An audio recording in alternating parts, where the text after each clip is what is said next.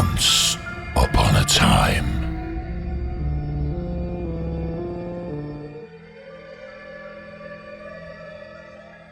ہم سب نے Bermuda triangle کے بارے میں بہت سی ڈراؤنی کہانیاں سنی ہیں۔ برمودا ٹرائنگل سمندر کا ایک بہت بڑا حصہ ہے جو اٹلانٹک اوشن میں پایا جاتا ہے، جسے برمودا ٹرائنگل یا پھر ڈیولز ٹرائنگل کے نام سے بھی جانا جاتا ہے۔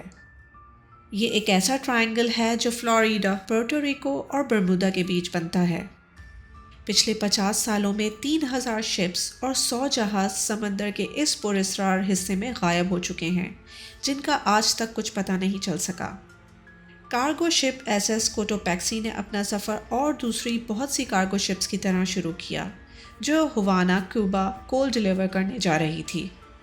29 نومبر 1925 captain Meyer Charleston port South Carolina سے اپنے کریو کے ساتھ نکلے، جو ان کی شپ کا آخری سفر ثابت ہوا۔ اس شپ کا روٹ برمودا ٹرائنگل کے رستے سے تھا۔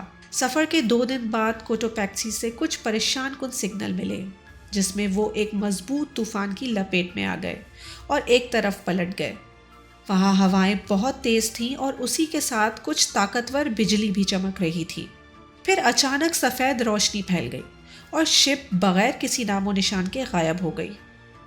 اس شپ کے 32 کریو ممبرز اور کیپٹن لاپتہ ہو گئے اور اس کے بعد کسی کو اس کا ملبہ تک نہیں ملا۔ یہ سب باتیں سننے میں بہت پراسرار لگتی ہیں۔ ایک آدمی جس کا نام مائیکل بارنیٹ تھا، 2020 میں وہ فلوریڈا میں ساحل سے دور بحری جہاز کے تباہ ہونے کا مطالعہ کرنے گیا۔ ایک جہاز کے ملبے نے اسے متوجہ کیا، جو کہ دوسرے جہازوں کے مقابلے میں کافی بڑا تھا، اور وہاں کے لوکلز اسے بیئر ریک کہتے تھے۔ وہ ریک ناردرن فلوریڈا میں سینٹ آگسٹن 40 مائلز کی دوری پر تھا، لیکن کبھی کسی نے اس زنگ آلود جہاز کے بارے میں پتہ لگانے کی کوشش نہیں کی۔ مائیکل نے اس شپ کی انویسٹیگیشن کا کام شروع کر دیا۔ اس نے جہاز کے ملبے کو میجر کیا اور اس کے بعد ساری ضروری معلومات حاصل کی۔ اس نے بہت سے پرانے نیوز پیپر میں ریسرچ کرنے کے ساتھ ریک سے ملنے والے نمونوں پر بھی ریسرچ کی۔ سینکڑوں گھنٹوں کی محنت کے بعد مائیکل کو اس بات کا یقین تھا کہ یہ کوٹوپیکسی ہے، لیکن کچھ ہی سال پہلے یہ بھی افواہ پھیلی تھی کہ کیوبا کے ساحل پر ایک ویسے ہی شپ پائی گئی ہے۔ کوسٹ گارڈز کو وہاں کے ساحل سے کارگو شپ ملی، جو بہت حد تک سائز کے حساب سے دیکھنے میں اسی شپ کی طرح لگتی تھی جو 1925 میں لاپتہ ہو چکی تھی۔ مائیکل کو اس بات کا یقین تھا کہ وہ لوگ غلط سوچ رہے ہیں۔ مائیکل سائنس جرنلسٹ کے ساتھ مل کر اس بارے میں انویسٹیگیٹ کرتا رہا، جس کے بعد کچھ ایسا ملا کہ مائیکل کے یقین کی تصدیق ہو گئی۔ ڈائیورز کو وہاں کے ملبے سے براس والوز ملے جس پر SV لکھا تھا۔ مائیکل نے تجویز کیا کہ یہ اسکاٹ والو مینوفیکچرنگ کے انیشیلز ہیں، اور یہ کمپنی کوٹوپیکسی کو پارٹس سپلائی کرتی تھی، جس سے یہ بات ثابت ہو گئی تھی کہ جس کو وہاں بیئر ریک کہا جاتا ہے وہ واقعی میں وہی کارگو شپ ہے جس کا نام کوٹوپیکسی تھا۔ مائیکل نے اور بھی بہت سی سائنٹیفک ریزنز انویسٹیگیٹ کیے، جس کے بعد انہیں کچھ مسٹیریس لگنے کے بجائے جہاز کے ڈوبنے کی وجہ لوگوں کی غلطیاں لگیں۔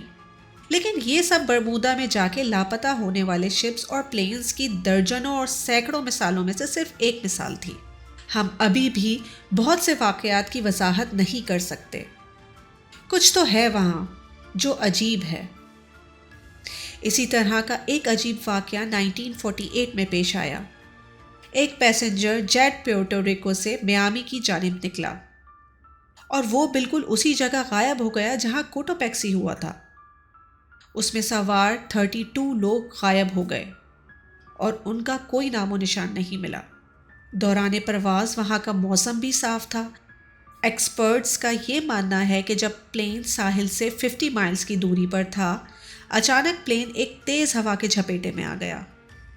سالوں بعد ویسا ہی ایک پلین برمودا ٹرائنگل کے ایریا سے پایا گیا، لیکن کوئی اس بات کی تصدیق نہیں کر سکا، اس لیے اس بات کا پتہ لگانا ناممکن تھا کہ یہ وہی پلین ہے یا نہیں۔ 1945 میں ناقابل یقین حادثہ پیش آیا۔ 5 طیارے ایک ساتھ برمودا ٹرائنگل میں لاپتہ ہو گئے۔ کچھ ٹرینی پائلٹس نیویگیشن اسکلز کی پریکٹس کر رہے تھے جب ان کی پریکٹس اختتام کو پہنچی تو ان کو اپنے گھر واپس لوٹنے کا راستہ نہیں ملا اور ان کو بھی اسی ڈیولز ٹرائنگل نے نگل لیا۔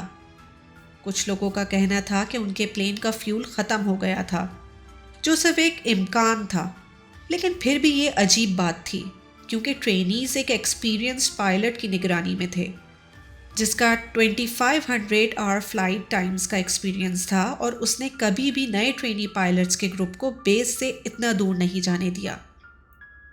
لوگ ابھی بھی اس بارے میں بحث کرتے ہیں کہ ان کے ساتھ کیا ہوا ہوگا۔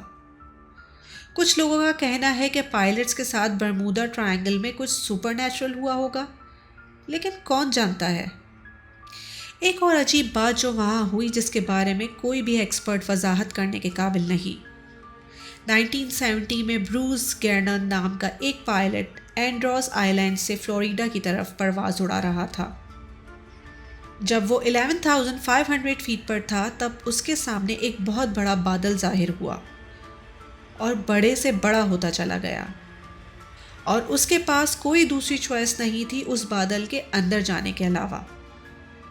جیسے ہی وہ اس کے اندر گیا، پلین کو اندھیرے نے گھیر لیا۔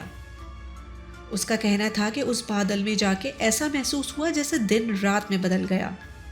کچھ ہی سیکنڈ میں بروس نے دیکھا کہ اس کے گرد سفید روشنی کی چمک پھیل گئی جس نے پورے آسمان کو روشن کر دیا۔ وہ آسمانی بجلی بھی نہیں تھی۔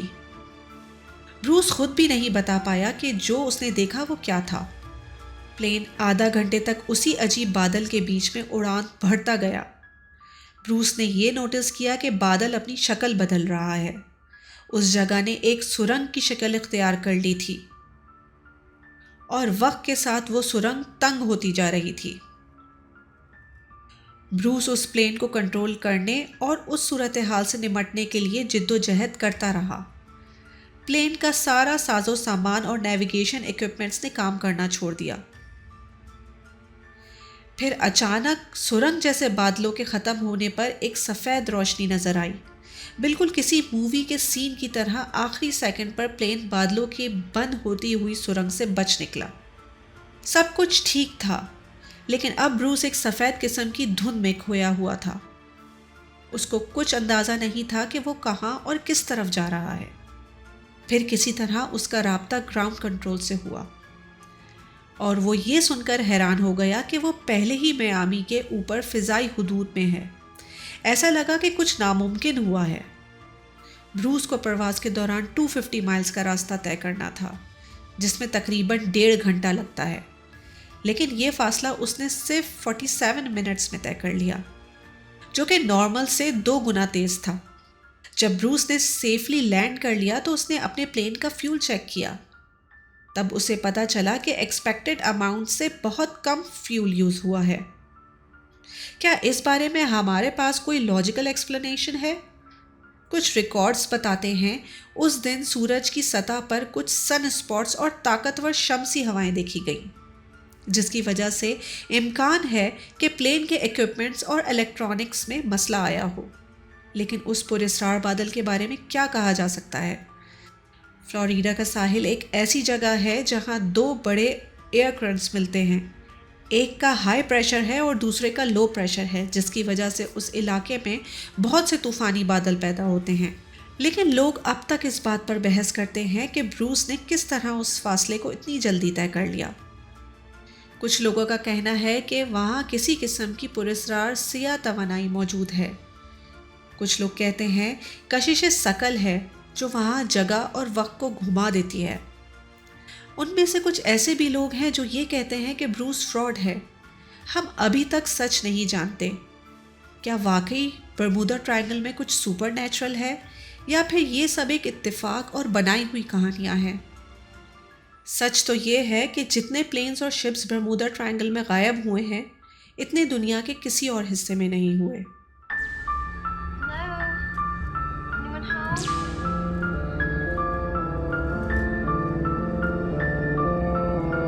Once